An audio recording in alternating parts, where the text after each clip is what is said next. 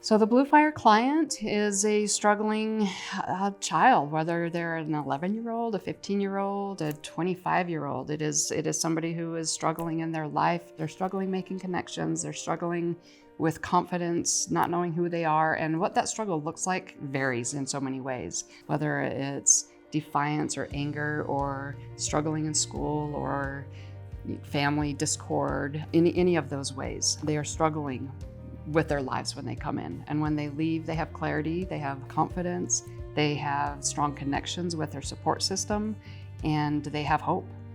A lot of the kids I'm working with have depression or anxiety. Some have been isolating.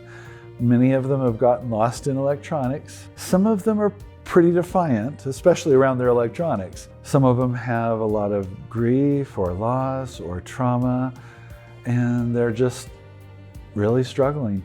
So I work with great kids who have been getting lost and need some help to find their way back to being who they are, their best self. Seems like when they've gotten to blueFire, it's because they have found their way into some sort of isolation.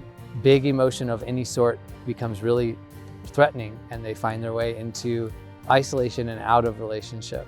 Regardless of your symptom, finding your way back into good relationship with others is going to be the remedy. So ASH is primarily female-identified group, 13 to 17, but I also work with like trans and non-binary clients quite a bit. They often are pretty like bright, capable, but have something going on neurodevelopmentally, like whether that's a processing speed gap or a significant ADHD or a gap in their nonverbal score that like trips them up sometimes. A lot of my clients are there in part for trauma. Also a lot of like family system stuff going on.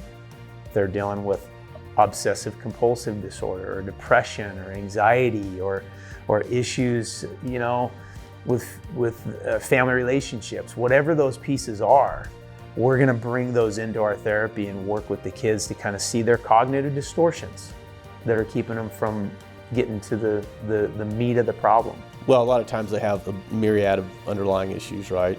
So they have like depression, anxiety, trauma, attachment issues, maybe adoption things going on, and then those manifest in behaviors that are more like outward. Substance use, lashing out, verbal aggression. They may be like hard on themselves internally also, but they're putting it out towards others, blaming people, things like that. You get a lot of kids in the beginning that really struggle with ownership, accountability, responsibility, and I understand it. A lot of times especially the kids I work with a lot of ADHD kids, they struggle with being told they've never been good enough. And so they come in and they're a bit defensive. Some of them can be pretty angry. Some of them have been isolating.